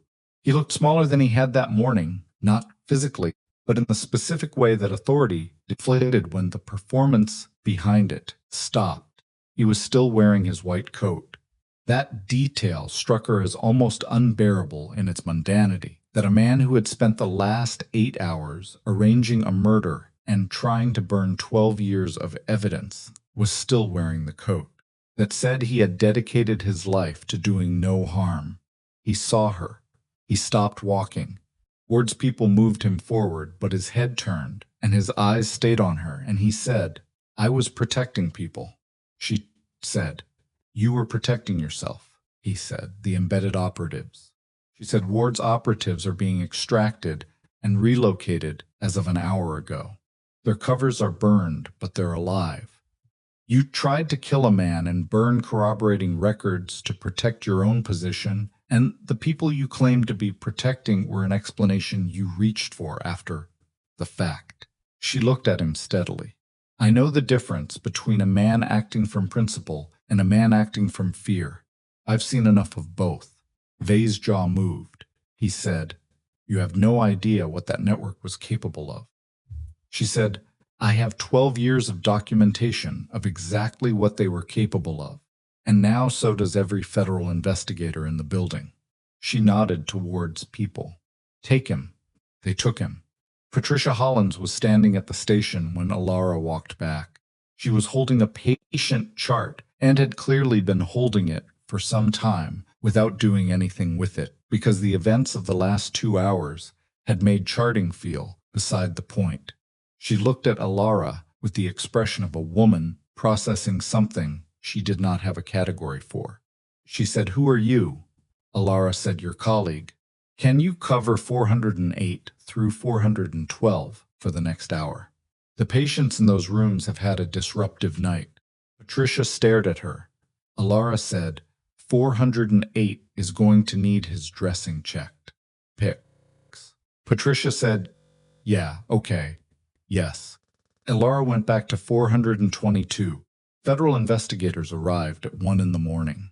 There were 4 of them, methodical and suited, and carrying the specific energy of people who had been briefed on their way here, and were now correlating the briefing against the reality of a hospital floor, with scuff marks on the walls and a blood streak on the monitor arm. In 412, and an unconscious man who had been moved from a bathroom to a gurney and was currently being assessed by the night shift attending, took the drive. They took Ward. They took Vey. They took the access card logs and the facility management records and the pharmaceutical authorization files and the documents Elara had printed from the terminal during the 3 minutes she had spent at the station. They took her statement, which took 40 minutes, and was conducted family in a waiting room with bad lighting and a coffee machine that had been empty since 9. The lead investigator, a woman named Cress, with close-cropped hair and the deliberate courtesy of someone who had learned that courtesy, got better information than pressure, set down her pen at the end of it and said, "You understand your status as a material witness?" Elara said, "Yes." Cress said, "And your prior operational history that's going to require a separate conversation with a different part of my office." Elara said, "I assumed." Cress said, "You're not in trouble. I want to be clear about that. What we're looking at is more in the nature of filling in a gap. Black Current has been a gap for 4 years." Elara said, "I'll tell you everything I know." Cress said, "I believe you." She looked at her notes. She said, "Ward has been cooperative. He's been cooperative for about 6 hours now, which tells me he's been waiting to be cooperative for a long time." Elara said, "He made a bad call 4 years ago and spent the time since trying to fix it without admitting he'd made it. That's not the same as being corrupt." Cress said, "No, it's not." She capped her pen. "We'll be in touch." At 3 in the morning, the floor was as quiet as hospital floors got, which was not especially quiet, but was a different kind of noise, the functional noise of a building doing what it was built to do, rather than the noise of a building coming apart. Elara sat beside Ronan's bed. He had finally, under considerable protest and mild threat, agreed to lie down. His ribs had been re-imaged by the night team, and the findings were exactly what she had told him they would be, which he had the grace not to comment on. His saturation was holding at 97. His arm had been properly sutured by a nurse who had not been briefed on the events of the evening, and had therefore approached the tasks with a completely normal professional attitude, which Elara found deeply comforting. He was not asleep. She could tell by his breathing too controlled for sleep, the deliberate cadence of a man managing pain. She signed, "You should sleep." He signed back, eyes still closed, "I'm aware. The investigators have the drive." He signed, "I know." Cress came in earlier. She signed, "She didn't tell me that." He signed, "She had questions about the network structure. I answered them." She signed, "Everything." He signed, "Enough." She looked at him. His face in the low light of the room was the face of a man at the end of something long. She understood that kind of ending the way. It felt not like relief, but like the sudden absence of a weight you had carried long enough to forget it wasn't part of you. She signed, "What happens to your organization?" He was quiet for a moment. Then he signed, "I've been thinking about that for 3 years. Since I put the first files on the drive." She signed, and he signed, "The parts that moved informations about vulnerable people. Channels that fed data to the network. Those close." Pause. "The rest, there are people who work for me, who have done it long enough that working for me is all they know. I owe them a transition." She signed, "That's not nothing." He signed, "It's not everything. I know what I've built. I'm not pretending it can be cleaned into something it isn't." She signed, "No, but it can be changed." He opened his eyes. He looked at her. He signed, "You're staying at the hospital." She signed, "Yes." He signed, "After everything tonight." She signed, "Especially after everything tonight." He looked at the ceiling. He signed, "The deaf patient communication program. The one the administration cut 18 months ago." because of budget reallocation. That was Vey pushing the cut. I found it in the financial records. He didn't want interpreters on staff because interpreters meant witnesses who could communicate with patients he couldn't manage. She stared at him. He signed.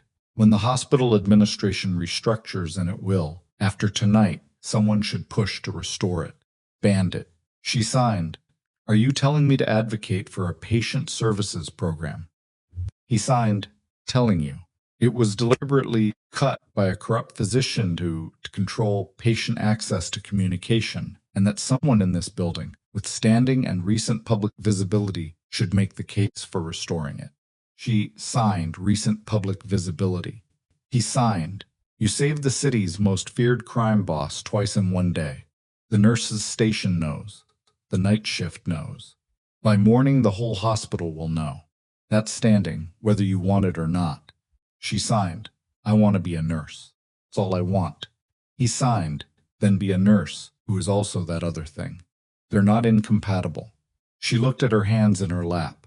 She looked at the window, which was showing the first indeterminate gray of 4 in the morning, too early for dawn, but past the deepest dark. She signed. Will you be all right? He signed. Define all right. Functional.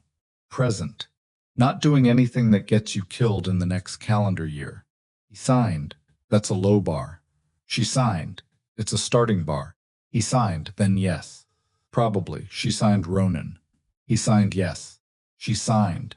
If you ever put me somewhere again without telling me, if you ever make a decision about my life and call it protection.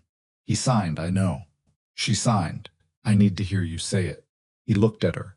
He signed slowly and clearly. I will not do that again. She signed. Good. She stood up.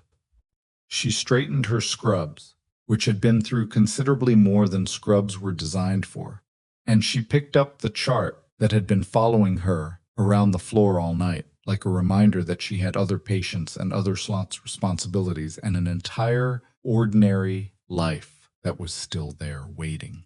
She moved toward the door. He signed her. She turned. He signed the grave. With the white flowers. She waited. He signed. I stood there for a long time. Longer than I told you. She signed. I know. I watched you. His hand stopped moving.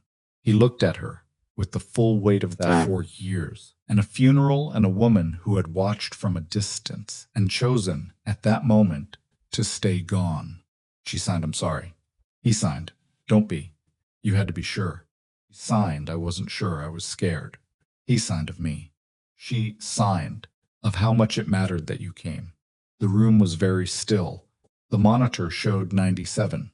The backup lighting had been restored to normal an hour ago, and the ordinary white light made everything look like a room again instead of a scene. She signed. Get some sleep. He signed. Yes, she went to the door. She opened it. The hallway was a hallway, carts and light, and the distant sound of the floor doing its work. She went back to it. Months passed in the way that months passed. After something that changed the shape of things not quickly, and not slowly, but with the specific texture of time that meant something. The federal case moved through its stages with the deliberate pace of institutions, processing something large, and the names on the drive surfaced one by one in the manner of things that had been kept in the dark for a long time and did not improve on exposure. Vey was indicted on 7 counts.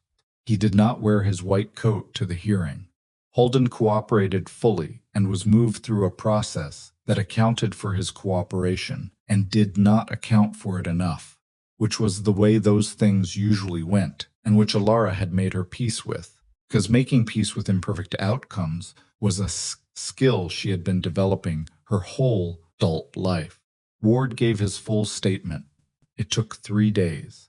What came out of it was not simple and was not clean, because Ward himself was not simple or clean, but it was true, and Alara had told investigator Kress exactly what she'd told Ronan, that there was a difference between a corrupt man and a man who had made a catastrophic mistake, and spent 4 years trying to pay for it without admitting what he owed.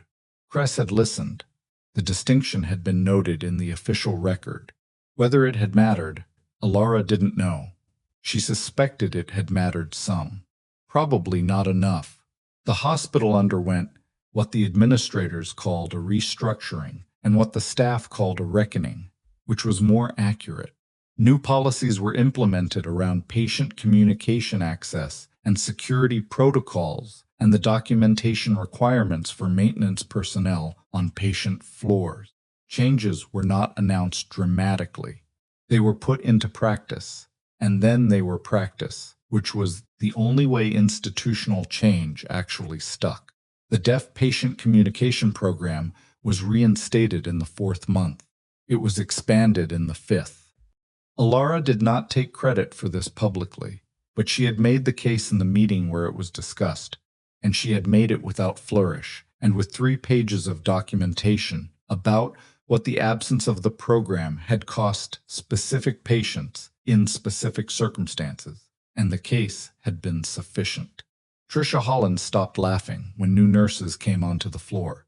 Not entirely, because Patricia was Patricia, and laughing was part of how she processed the world, but the particular laugh the one. From that first morning, the hand over the mouth, the not quite politeness of it, that one she seemed to have set down somewhere and not picked back up. She never asked Alara directly about what had happened. She asked around it, occasionally, in the way that people asked about things they sensed, were real and didn't want to make smaller by trying to put them into words. Alara answered what she answered and left the rest, and Patricia accepted that, and they developed the kind of working relationship that was built from shared floors and shared nights, and the accumulated weight of small things done right. It was enough. More than enough. On a Tuesday's day 5 months after the night of the blackout, Ronan Vale came back to Franklin Medical Center.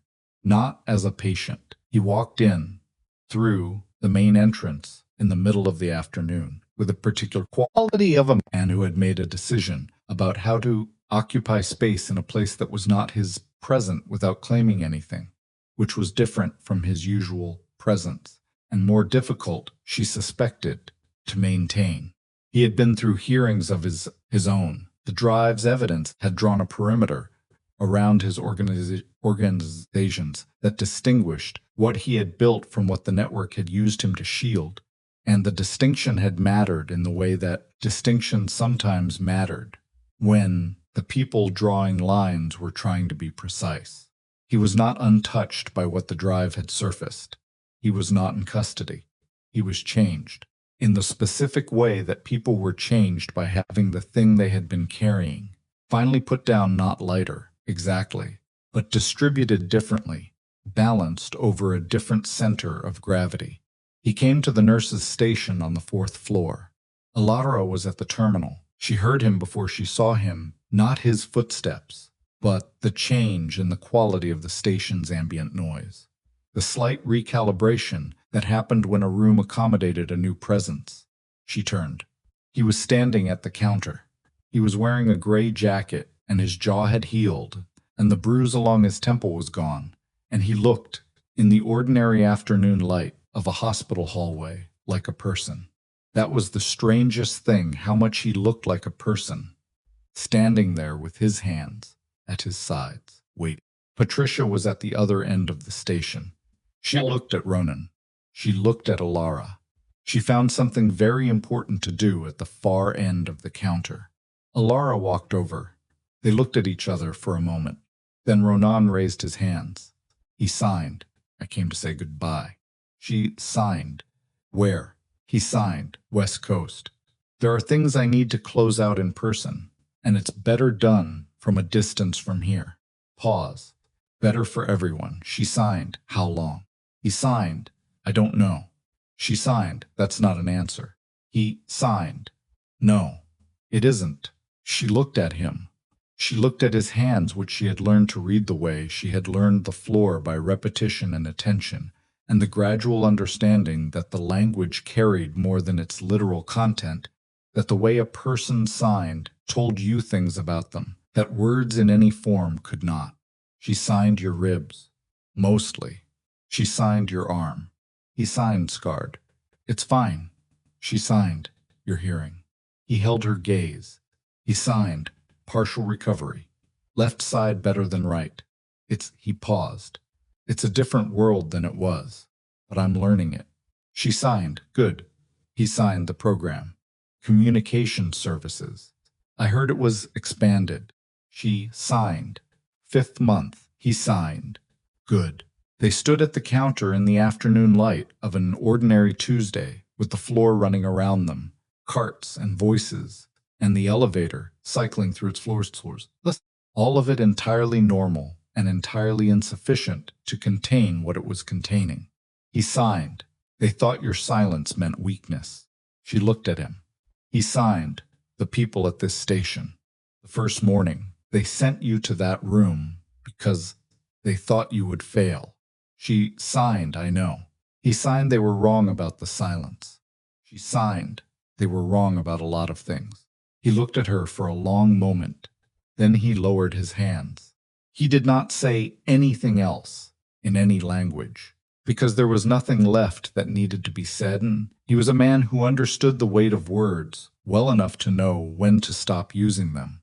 He turned. He walked back down the hallway toward the elevator. His footsteps were even and unhurried, and he did not look back, which was not because he didn't want to, but because he was who he was, and looking back was not something he did easily. She watched him go. At the far end of the station, Patricia was watching too. She didn't say anything. She turned back to her work. Alara stood at the counter for a moment, with her hands at her sides, and the ordinary afternoon of the 4th floor moving around her, and she thought about a grave with white flowers, and a body that wasn't in it, and a man who had stood there longer than he admitted, and 4 years of a quiet life that had turned out to be not as separate from everything else as she had believed.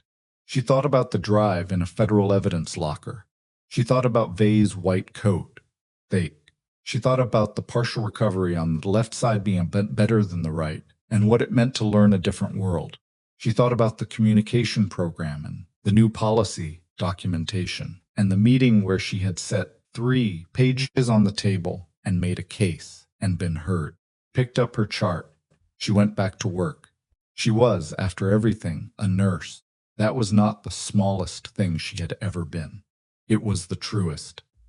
Ronan Vale did not look back. The elevator doors closed and he was gone, and Alara stood at the nurse's station with her chart in her hand, and the afternoon doing what afternoons did, moving forward without asking permission.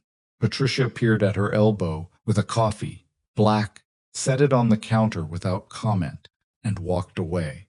It was the most considerate thing anyone had done for Alara in weeks, and it required no language at all. She drank it. 6 months later, a letter arrived at the hospital, addressed to the nursing staff of the 4th floor. No return address. The postmark was from a city on the other coast. Inside was a single cashier's check, made out to Franklin Medical Center's Patient Communication Services Fund. The amount was substantial enough that the administrative director called an emergency meeting to determine whether they could accept it, then determined they could, then determined they were glad they had. There was no note. Alara did not need one. The federal case concluded the following spring. 44 of the 47 names on the drive resulted in indictments. Of those, 41 proceeded to conviction. The 3 embedded operatives Ward had mentioned were successfully extracted and relocated, their identities protected under a classification that would not unseal for 20 years.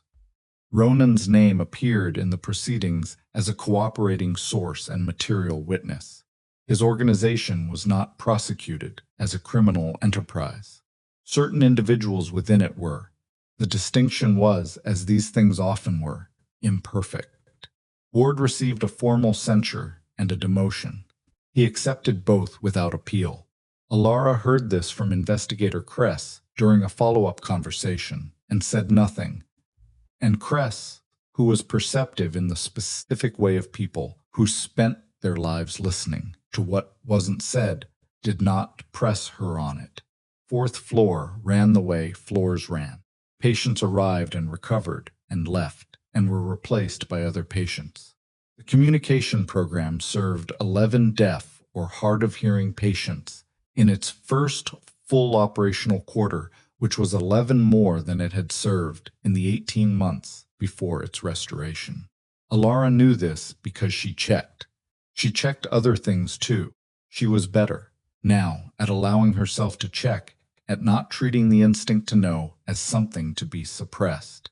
It was part of her. It had always been part of her. Quiet life and the buried life were not opposites.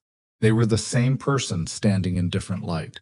On a morning in early autumn, she arrived for her shift and found the chair at the nurse's station occupied by a new hire, 24 years old, visibly terrified, holding a chart the way people held things they didn't yet know how to carry.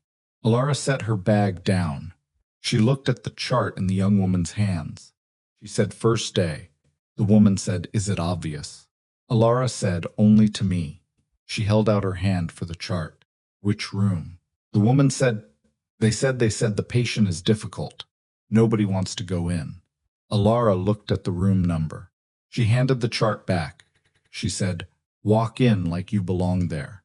Don't reach for anything before they can see your hands. And whatever they show you, don't look away." The young nurse looked at her.